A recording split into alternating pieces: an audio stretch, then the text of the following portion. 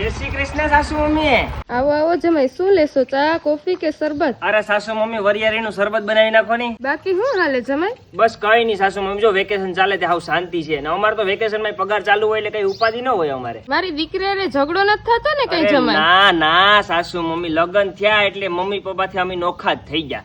પછી સાસુ વહુ વચ્ચે ઝઘડો થાય ને મને પસંદ નથી અને મારી બાઈને કોક કહી જાય હું થોડો સહન કરું. હાઈ જે જમવાનું હું બનાવી નાખું, કાંઈ ઉપાધિ નથી. જય શ્રી કૃષ્ણ સાસુ મમ્મી. એ પૂગી જાય ટાણા વિનાના. સાસુ મમ્મી ચા તો બનાવી નાખો. પેહીએ ચા હવારમાં દવા દીધું, દૂધ જ નથી. ફરસા પાણી ના થઈ જાય કે જમાઈ પગારમાંથી? અંબુરો થઈ જાય સાસુ મમ્મી, ઓટીયું ઉપર ઓટીયું કરવી પડે. આ તમારી દીકરીના ખર્ચા પોહાતા નથી, મેં તો માવાય મૂકી દીધા. હા તો લગ્ન ન કરાય ને તો ખર્ચા ન આવે. વાતે તમારી હાસ્ય, હવે તમે એક બાકી હતા સંભળાવી દીધું. મારી દીકરીને તમારી મમ્મી હક જ લેવા નથી દેતી. જમાઈ હવે નોખા થઈ જાવ.